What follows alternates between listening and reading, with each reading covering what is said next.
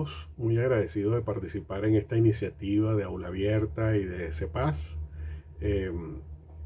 para justamente poder comprender lo que está ocurriendo en Venezuela.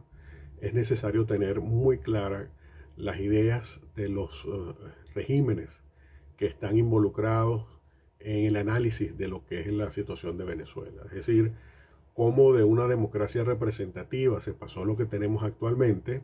requiere tener una concepción muy clara de tres elementos fundamentales. En primer lugar, precisamente del propio concepto de democracia, cómo nació, cómo se concibió inicialmente, cómo ha ido evolucionando y cambiando y cómo es su concepción actual. En segundo lugar, cómo son considerados los regímenes totalitarios, porque esto es un elemento que constantemente se indica en el caso venezolano y que hay que analizar con mucho cuidado, porque el totalitarismo implica una serie de características que precisamente no se corresponden con la realidad venezolana, y en ese punto del análisis, entonces es donde nace la idea del autoritarismo, que tiene un origen eh, propio, bastante reciente, y que debe conocerse para entonces poder comprender cuál es la diferencia entre un régimen autoritario y un régimen totalitario, ¿no? Y en ese sentido es muy importante comprender cómo de los análisis más recientes se ve que la idea original de autoritarismo, que en principio era sinónimo de dictadura, ha ido cambiando, y cómo ese cambio se ha derivado justamente de la evolución de los regímenes democráticos. Es decir, la nueva idea del autoritarismo nace ahora de cómo el propio régimen democrático puede servir de medio para que el autoritarismo nazca o más propiamente renazca con características propias que deben ser analizadas. Entonces, como ven, por eso es que es muy importante conocer la diferencia entre estos tres términos que he señalado para poder hablar apropiadamente de lo que ocurre en Venezuela y poder calificar con la propiedad correspondiente de qué trata lo que está ocurriendo aquí. No se trata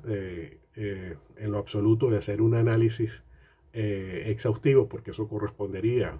a unas jornadas más de trabajo, pero sí por lo menos a tener claras las nociones generales y básicas de estas ideas que he dicho. Y por supuesto, si vamos a hablar de autoritarismo y democracia, en ese supuesto es imposible no hacer referencia a los derechos humanos,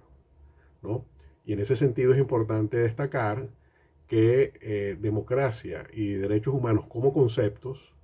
como productos sociales, tienen un origen diferente, a pesar de que en la actualidad tienen una vinculación inescindible. Entonces, en ese sentido es importante tener claro cómo los derechos humanos tienen su propia conceptualización, tienen sus propios orígenes y tienen su propio desarrollo, y que la democracia ha tenido que asumirlo como un elemento propio, a pesar de también de derivar de un proceso social e histórico diferente. Por eso la relación entre democracia y derechos humanos es importante considerarla, porque al final la relación entre estos dos van a determinar una concepción del Estado y de la sociedad completamente diferente a la que se tenía, por ejemplo, cuando se crearon los estados liberales en el siglo XVIII. Y esto ha originado una evolución tanto del propio concepto de Estado como del propio concepto de derechos humanos. Y por eso es importante tener claras las ideas sobre cómo esa relación ha influido en la evolución de la normativa que regula todo lo concerniente a la protección del ser humano. Y por último, es importante entender que la democracia no es un elemento estático, sino que tiene sus propias dinámicas, y precisamente el caso venezolano nos está enseñando qué ocurre cuando esas dinámicas no son derivadas de la manera institucional que deben ser tomadas, y pueden acarrear el fin del propio sistema democrático. Entonces, para eso pues es importante tener claro cómo se interrelacionan los derechos humanos entre sí, y para esto es importante también analizar muchos de los mitos que existen en ese sentido sobre si es cierto o no que existen tensiones entre los mismos derechos humanos,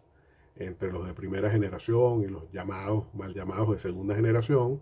eh, porque justamente de esas debilidades conceptuales se valen los elementos antidemocráticos para generar una diferencia que no son reales y sobre todo que no se corresponden con la naturaleza propia ni de la democracia ni de los derechos humanos.